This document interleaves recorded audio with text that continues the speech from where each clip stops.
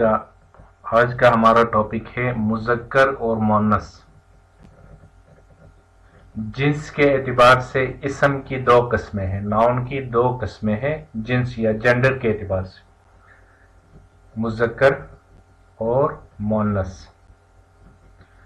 مذکر وہ اسم یا ناؤن ہے جس میں تانیث کی علامت نہ ہو، کوئی سائن، اس کی کوئی نشانی نہ ہو مؤنث ہونے کی یا فیمینن ہونے کی کوئی علامت یا نشانی اس ناؤن میں اسم میں نہ ہو تو وہ مذکر ہے۔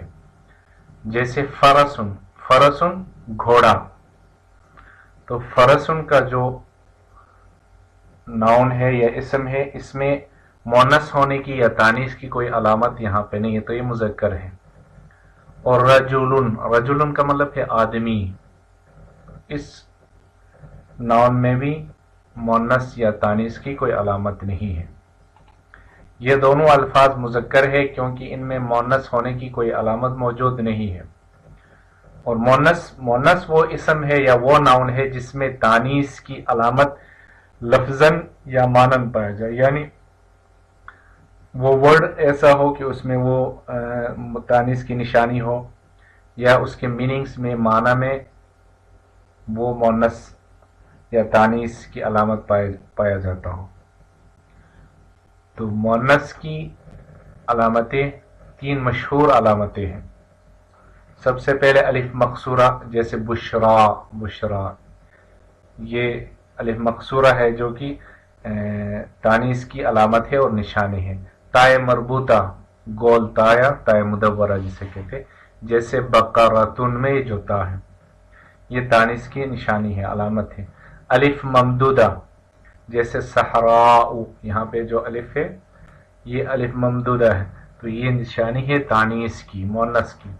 اور مؤنث کی قسمیں کتنی ہیں، کتنی قسمیں، یہ تو مؤنث کی تانیث کی نشانیاں ہو گئی، جس ناؤن کے اندر یہ نشانیاں پائی جائے تو وہ اسم مؤنث ہوگا۔ تو اب مؤنث کی قسمیں کتنی ہیں؟ مؤنث کی دو قسمیں ہیں، مؤنث سے حقیقی اور مؤنث سے لفظی۔ حقیقی مطلب یہ کہ حقیقت میں بھی، ریئل میں بھی وہ مؤنث ہو، فیمینن ہو، اور لفظی یہ کہ اس کا ورڈ یا لفظ مؤنث کا ہو۔ مؤنث حقیقی جس کے مقابلے میں نر جاندار موجود ہو، یعنی اس کا اپوزٹ کوئی نر ہو، میسکولین ہو، اسے مؤنث حقیقی کہتے ہیں۔ جنڈر میں یعنی یہ مؤنث ہے تو اس کے مقابلے میں مذکر ہو، نر ہو۔ اس کی مثال شاتن، بکری ہے، تو شاتن کے مقابلے میں نر جاندار بکرا موجود ہے تو یہ مؤنث حقیقی ہے۔ اسی طرح بقرۃن ہے، بقرۃن گائے، گائے مؤنث حقیقی ہے کیونکہ اس کے مقابلے میں نر جاندار یعنی بیل موجود ہے تو اس کو مؤنث۔ اسی طرح امرأتن، امرأتن لیڈی، تو یہ بھی مؤنث حقیقی ہے۔ ان کے مقابلے میں نر جاندار بھی پائے جاتے ہیں اس لیے انہیں مؤنث حقیقی کہا جاتا ہے۔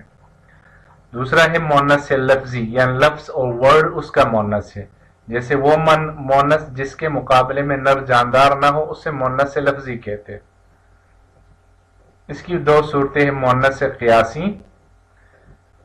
مؤنث قیاسی وہ اسم ہے یا وہ ناؤن ہے جس میں تانیث کی علامت ظاہر ہو، جیسے بشرا، یہاں میں الف مقصورہ ہے، خوشخبری۔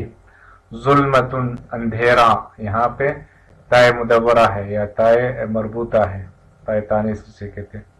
صحراء، ریگستان، ڈیزرٹ، یہاں پہ الف ممدودہ ہے مؤنث کی علامت، جس میں مؤنث کی یا تانیث کی علامت ظاہر ہو اسے مؤنث قیاسی کہا جاتا ہے۔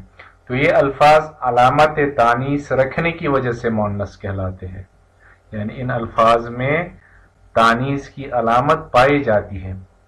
دوسرا ہے مؤنث سماعی، وہ اسم جس میں تانیث کی علامت ظاہر نہ ہو لیکن اہل عرب کے استعمال سے مؤنث مانا جائے، یعنی عرب اس کو مؤنث استعمال کرتے ہوں تو وہ مؤنث سماعی ہے، عربوں سے سنا ہے وہ اس کو مؤنث یوز کرتے ہیں۔ جیسے شمسن ہے، شمسن بظاہر اس میں مؤنث کی علامت نہیں پائی جاتی لیکن عرب اس کو مؤنث یوز کرتے۔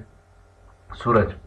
उजुनुन, उजुनुन कान, ये भी मुअन्नस सिमाई है। सदारुन घर, ये भी मुअन्नस सिमाई है। इसमें तानीस की अलामत नहीं पाई जाती, लेकिन अरब इन्हें मुअन्नस इस्तेमाल करते हैं। ये अल्फाज बगैर अलामत तानीस के भी मुअन्नस समझे जाते हैं, इसलिए इन्हें मुअन्नस सिमाई कहते हैं।